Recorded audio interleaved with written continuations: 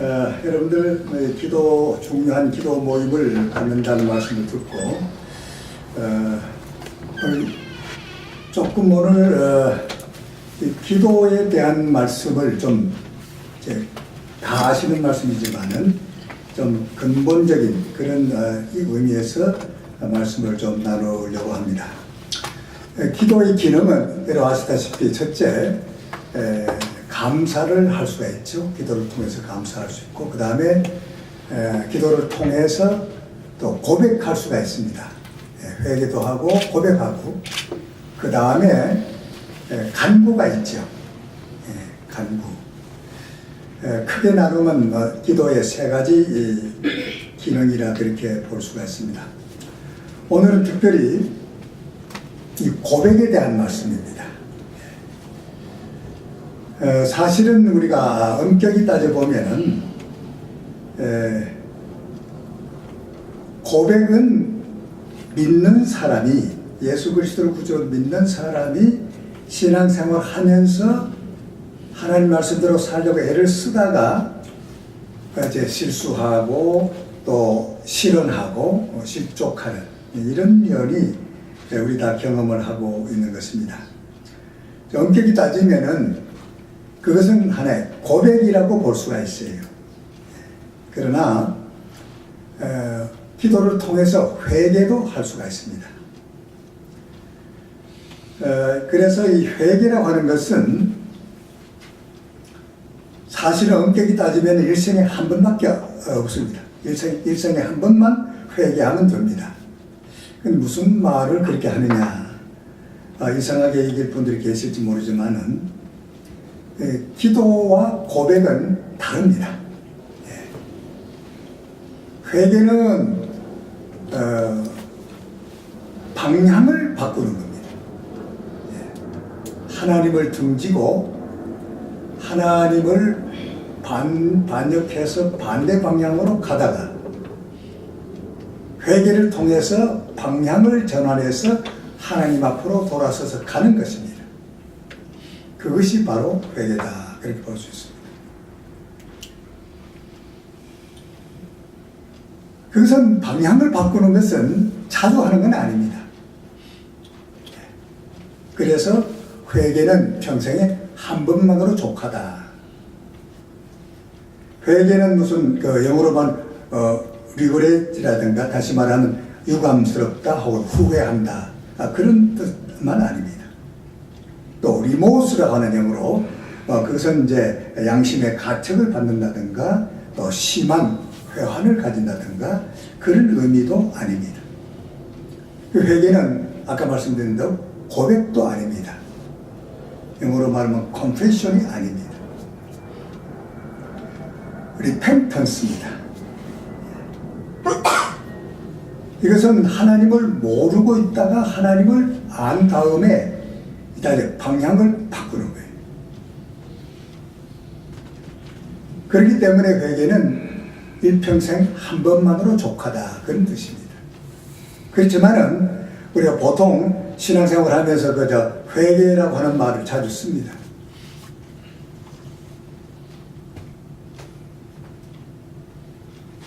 오늘 아까 함께 읽은 요한일서 1장 9절에 있는 말씀 우리가 잘 기억합니다만은 만일 우리가 우리 죄를 자백하면 이 자백이라는 말은 영어로 confession이라고 그렇게 표현하고 있습니다. 혹은 고백이라고도 말합니다.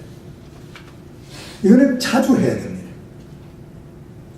우리가 신앙생활 하면서도 이게 부지 중에 또 우리 생각으로 또 우리 언어로 또 행동으로 잘못할 때가 있습니다. 그것은 계속 고백을 통해서 confession을 통해서 이제 이것은 방향 전환이 아니고 궤도 수정이라 이렇게 표현할 수가 있습니다. 궤도를 수정하는 거예요. 우리가 차를 몰고 가다가 사인을 잘못 보았다든지 혹은 길을 잘못 들어가지고 딴 길로 갑니다. 가다가 보니까 아닙니다. 그러면 다시 가고자 하는 그 본길을 찾아가지고 이제 가는 겁니다. 그게 궤도 수정입니다. 이것을 우리는 이렇게 회개와 고백을 구분하지 아니하고 모든 것을 다 회개라고 그렇게 말하고 있는 것입니다. 엄격히 따지면 이거 바꿔야 됩니다, 사실. 그 다음에 또 기도라고 할 때는 여러분들 잘 아시는 것입니다만은 기도는 영어로 호흡이라고 그러죠. 이 호흡이라고 할 때 우리가 육신의 호흡도 할 때 숨을 내쉽니다. 이것은 우리 몸 속에 들어와 있던 산소가 이제 다시 몸에 들어왔다 다시 나가는 것이죠. 이산화탄소입니다. 산소를 흡하죠. 그 다음에 이산화탄소를 호하는 것입니다. 흡하고 호하는 것을 계속하는 것입니다. 잠을 잘 때도 그걸 계속합니다.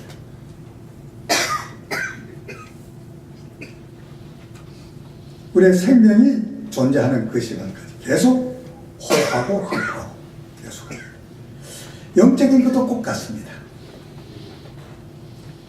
영적인 것을 호해야 될 것은 허물과 죄입니다. 아까 우리가 읽은 대로 우리가 우리 죄를 자백하면 고백하면 저는 미쁘시고 의로우사 우리 죄를 사하시며 모든 불의에서 우리를 깨끗하게 하신다. 리펜턴스라고 기록되지 않았습니다. confession입니다. 그래서 이 기도를 통해서 우리가 아까 말씀처럼 기도는 감사의 기능도 있고 또 간구의 기능도 있고 다 있지만은 특별히 가장 중요한 것은 바로 고백하는 것입니다. 회개하고 고백이 가장 중요한 것입니다. 그래서 세례 요한도 마태복음 3장에서 회개하라 천국이 가까웠느니라. 그 다음에 마태복음 4장에 보면 예수님께서 꼭 같은 말씀 한 자도 틀리지 않고 회개하라 천국이 가까웠느니라 그렇게 말씀했어요. 거기는 리펜턴스로 기록하고 있습니다. 고백이 아닙니다. 방향을 바꾸는 것입니다. 그렇기 때문에 일평생 회개는 한 번으로 족하다 하는 이유가 거기에 있는 것입니다. 엄격히 우리가 말하면 우리가 평소에 우리가 실언하고 실족하고 또 우리가 잘못했을 때는 고백을 해서 계속 고백을 통해 가지고 이제 그 용서를 받고 해 나가야 돼요.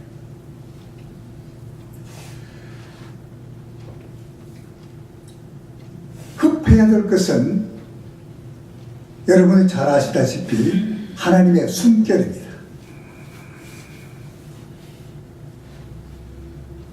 창세기에 보면은 하나님께서 아담과 하와를 만드시고 그 코에다가 생기를 불어 넣었다 그랬습니다. 코에다가 숨을 쉬는 코에다가 하고 생기를 불어 넣었다 그랬습니다. 그러니까 생명이 되었다 그랬어요. 창세기 2장 7절. 하나님의 숨결은 우리가 흡해야 하는 것입니다. 요한복음 20장 22절에도 보면 예수님이 부활하신 다음에 제자들에게 첫 번째 나타나셔서 너에게 평강이 있을지어다고 말씀하신 다음에 숨을 내쉬셨습니다. 후 하시면서 성령을 받으라. 성령을 받으라.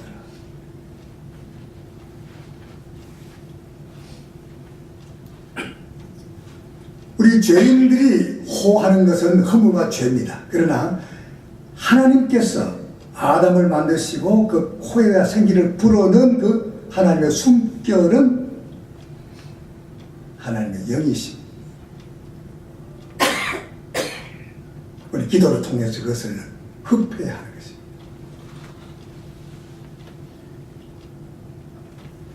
호할 것을 호하지 못하고는 흡하지 못합니다.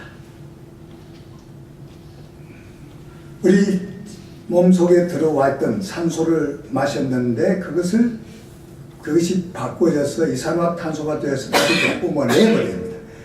숨을 내쉬어야 그 다음에 다시 또 산소를 마실 수가 있는 것과 꼭 같은 것입니다. 허물과 죄를 그대로 가지고 있으면은 우리가 하나님의 영을 우리가 받을 수가 없습니다. 그래서 회개하라. 그래서 고백하라. 그렇게 말씀해 주신 것이죠. 오늘 시간도 많이 갖고 제가 늦게 온 죄로 오늘 준비한 말씀을 대충 그저 이렇게 마무리하겠습니다. 기도하기 위해서 모였었기 때문에. 또 여기 보니까 뉴저지에서 오신 분도 목사님도 몇 분 계시고 해서 저도 뉴저지 있습니다만은 줄이겠습니다. 또 한 가지 제가 목회하면서 늘 생각했던 것은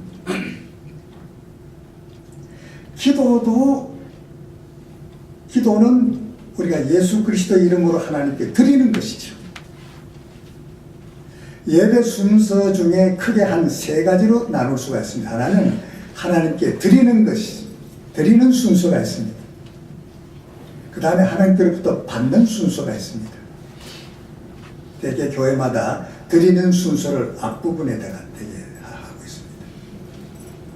하나님께 드리는 것을 먼저 드리고, 그 다음에 이제 받는 순서는 일반적으로 이 순서지 보면은 말씀과 축도입니다. 말씀과 축도는 받는 것입니다. 그 다음에 성도간에 서로 나누는 것입니다. 광고 시간이라든가 혹은 교제한다든가 그 나누는 시간입니다. 우리가 하나님께 올려드리고 그 다음에 하나님께로부터 주시는 것을 받고 그 다음에 서로 성도간에 서로 나누는 이것이 이제 하나님의 예배라고 볼 수 있는데, 하나님은 어디든지 계십니다. 하나님의 편재성, 하나님의 무속 부재성 어디든지 계시지만은 그래도 우리가 이제 그 예배 의식적으로 생각한다 하면은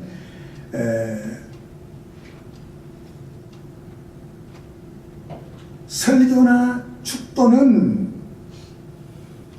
목사님이 하나님을 대신해서 성도들에게 선포하고 또 복을, 하나님의 주신 복을 대신 내려주는, 소위 강복하는, 그것이 바로 하나님께로부터 받는 것이죠. 근데 기도와 축도를 이렇게 좀 분간하지 못하고 쓰는 경우가 가끔 있습니다. 기도는 예수님 말씀한 것처럼 예수 그리스도 이름으로 하나님께 올려드리는 것이 기도입니다. 기도는 누구든지 할 수가 있습니다. 그러나 축도는 누구든지 못합니다. 하나님을 대신해서 이제 복을 내리는 것입니다. 그런데 우리 한자를 보면 사실 꼭 같습니다. 기도도 빌기자 빌도자고 축도도 빌축자 빌도자입니다. 그게 좀 다릅니다. 그러나 영어로는 완전히 달라요. 근데 우리 한국말로는 기도와 축도가 발음은 다르지만은 한자로 풀이하면 꼭 같습니다. 빌기자 빌도자, 빌축자 빌도자 꼭 같습니다. 이게 좀 좋은 말이 없느냐 그런 생각이 들 때가 많이 있습니다. 그래서 사실은 기도나 찬송이나 혹은 예물이나 뭐 이런 것들을 하나님께 드리기 때문에 그저 하나님께 바치는 것이 접니다. 근데 처음 믿는 사람이 교회에 오면은 좀 이렇게 구분해서 하나님께 드리는 순서는 조금 다르게 자세를 가지는 것이 좋지 않겠느냐 하는 그런 생각을 해볼 때가 있습니다. 그래서 기도 드릴 때의 그 방향이라든가 자세는 청중을 향해서 하는 것보다는 우리 청중들과 성도들과 같은 위치에서 같은 입장에서 하나님께 드린다고 하는 그런 어떤 것을 보여주면은 처음 믿는 사람들, 이것은 우리를 들으라고 하는 기도가 아니구나, 하나님께 드리는 순서구나, 이렇게 좀 인식이 되도록 하면 좋겠다, 그런 생각이 들어요. 기도는 이 자리에서 올라와서 청중을 향해서 하는 것보다는 청중들과 같은 입장에서 밑에서 무릎을 좀 꿇게 이렇게 좀 만들고 성경 찬송을 이렇게 올려놓고 50센터 혹은 십자가를 향해서 그렇게 하면 모두 이거는 하나님께 드리는구나 이런 인식을 갖게 하는 것이 예배 또 의식에 있어서 리터지컬한 면에 있어서 바람직하지 않겠느냐 하는 그런 생각을 하게 되는 것입니다. 제가 이제 예배당을 짓고 할 때 그 당회원들에게 장로님들 그 얘기를 했습니다. 예배당 새로 짓고 하면은 이제는 기도 드리는 것을 밑에다가 이렇게 만들어 놓고 거기다가 대표 기도도 그래서 이제 무릎을 꿇고 하나님 앞에 올려드리는 것으로 그렇게 하는 교회가 별로 없습니다. 그렇지만은 그렇게 해야 되지 않겠느냐 하는 생각을 해보았습니다. 오늘 아멘넷 15주년 기념 행사에 설교하신 허봉기 목사님 획기적인 그런 설교를 들었습니다만 그전에도 그렇게 간접적으로 듣고 알고 있습니다만은 장로님들 직분 내놓고는 전부 다 직분을 다 없애버렸다. 대단한 겁니다. 대단한 거예요. 그 정도 한다 하면은 오늘날 우리가 맞는 그런 예배의식에 하면 할 수 있지 않겠느냐. 한번 우리가 찬양대 좌석을 놓는데 그 장로님 한 분이 찬양대석을 청중을 향해서 이렇게 좌석을 이렇게 놓는 게 좋겠다 그런 얘기. 그래서 제가 그건 아니다 그래서 찬양대들이 성도들을 향해서 하면은 성도들을 의식하면서 찬양을 부를 가능성이 많습니다. 하나님께 드린다는 그런 생각보다는 그렇게 쉽습니다. 사람 누구든지 그렇습니다. 혹 미국 교회 보면은 찬양대석이 저 뒤에 발코니에 전혀 안 보이죠. 전혀 소리만 들리는 겁니다. 근데 찬양대석을 해두는 경우가 많이 있습니다. 저는 참 바람직하다 그런 생각 들어가요. 극단적인 예일지 모르지만은 하나님께 드린다는 생각을 모든 성도들에게 인식시키고 갖게 하기 위해서 독창이든지 무슨 사중창이든지 그것도 역시 청중을 향해서 하는 보다는 이쪽 50센터 혹은 십자가를 향해서 하면 좋지 않겠느냐. 신학교 학생들에게도 그런 얘기를 좀 하고 있습니다. 사실은 하나님의 축복이라고 하는 말은 엄격히 말하면 맞는 말이 아닙니다. 하나님은 복을 가지고 계시는 분이십니다. 복을 나눠주시는 거예요. 복을 내려주시는 겁니다. 이 축복이라는 것은 사람이 사람에게 복을 빌어주는 것이 축복인 것입니다. 하나님의 축복이라는 말은 맞는 말이 아니에요. 하나님이 복을 비신다? 누구에게 비십니까? 하나님이 복을 가지고 계시는 하나님입니다. 이런 얘기를 하려면 또 시간이 많이 걸린다. 성경 한 권만 찾고 설교를 마무리하겠습니다. 그럼 창세기 12장을 한번 찾아보시기 바랍니다. 창세기 12장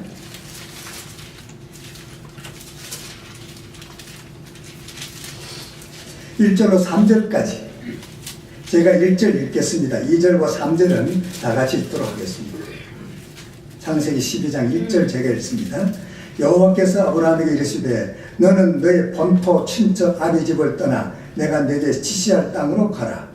내가 너로 큰 민족을 이루고 내게 복을 주어 내 이름을 천대케 하리니 너는 복이 될지라. 3절 다 같이 너를 축복하는 자에게는 내가 복을 내리고 너를 저주하는 자에게는 내가 저주하리니 땅의 모든 족속이 너를 인하여 복을 얻을 것입니다. 아멘. 2절에는 하나님께 복을 받아가지고 3절에는 사람들에게 축복하는 것입니다. 복을 비는 것입니다. 여러분 성경 읽어보면요, 하나님이 할 때는 하나님의 축복이라는 말은 한마디도 없어요. 하나님의 복이다. 복. 하나님 복의 근원이 되시기 때문에 그렇습니다. 그래서 사람이 사람에게 하는 것은 좀 축복입니다. 아까 읽은 말씀 속에 그렇죠? 네게 복을 주어 누가? 하나님께서 내가 너로 큰 민족을 이루고 네게 복을 주어 내 이름을 창대케 하리니 너는 복의 근원이 될지라.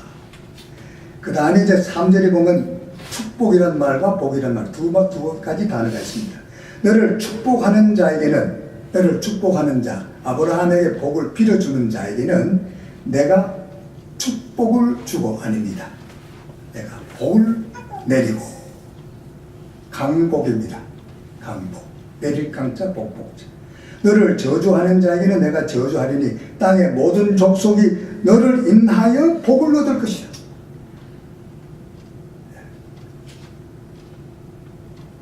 찬송가도 보면 여러분 가사를 자세히 보면은 이게 축복이라는 말과 복 완전히 나누어서 하고 있는 것을 볼 수가 있습니다. 한 군데 잘못된 게 있어요. 한 군데. 그걸 제가 고쳐놓았습니다만은 오늘 뜨겁게 기도하고 그렇게 해야 될 시간에 기도라는 말씀을 전하면서 이 생각이 나서 간단하게 말씀을 드렸습니다. 그래서 기도를 통해서 우리가 회개도 하고 또 고백을 하는데 우리가 예수 그리스도를 믿고 방향을 전환해서 신앙생활을 하고 있는 우리들은 우리가 실수하고 실언하고 실족하는 것을 언제나 고백을 통해서 용서를 받는, 그래서 고백을 한다는 말 쓰는 것이 가능하면 좋겠다. 뭐 회개라는 말 쓴다고 해서 틀린 것은 아닙니다. 그래도 가능하면 그렇게 하자 그러니 가능하면 이렇게 하자 그런 뜻입니다.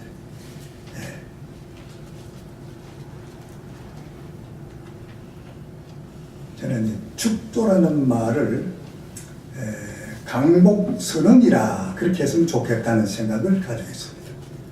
말씀 선포다. 하나님을 대신해서 말씀을 선포한다. 하나님을 대신해서 성도들에게 복을 내려준다. 강복을 선언하는 것. 이것을 모든 성도들이 바로 인식을 하는 것이 좋겠다. 하나님께 드리는 순서는 이 기도나 찬양이나 이런 걸 하나님께 드리구나. 드린다고 하는 의식을 모든 성도들에게 강하게 가질 수 있고, 찬양을 하다가 뭐 실수하고 틀리면 그냥 내가 성도들에게 틀렸다 하고 그냥 부끄러워한다든가 뭐 웃는다든가 이런 것은 사실은 별로 바람직하지 못합니다. 하나님이 곡 틀렸다고 해서 그 찬양을 안 받아주시는 하나님은 아니시지 않습니까? 그건 성도들을 의식하기 때문에 하나님께 드린다는 생각보다는 성도들에게 들려준다, 성도들에게 평가를 받는다는 그 의식이 너무 강하기 때문에 그런 일이 생기게 되는 것입니다. 이것을 어떻게 하면 좀 불식시키고, 어떻게 하면 우리가 정말 예배다운 예배를 될 수가 있겠는가. 또 기도를 통해서 우리 호할 것을 호하고 흡할 것을 흡할 수 있는 이런 말씀에 근거해서 하는 것이 바람직하지 않겠나, 그런 생각을 하게 됩니다. 기도하겠습니다. 자비로우시며 공의로우신 하나님, 감사합니다. 오늘 또 귀한 하루의 삶을 허락해 주시고 또 이렇게 황혼 시간이지만은 저희들이 모여서 하나님 앞에 또 기도하는 귀한 모임을 주셔서 감사합니다. 부족한 종이 두서없이 기도에 대해서 잠깐 말씀을 나눴습니다. 우리가 성경에 있는 대로 우리가 단어를 쓸 수 있도록 도와주시옵시고, 하나님께 드리는 순서와 받는 순서를 우리가 분명히 구별해서 드릴 것을 바로 드리고 받을 것을 바로 받는 저희들 다 되게 해 주시옵소서. 예수님의 이름으로 기도하옵나이다. 아멘.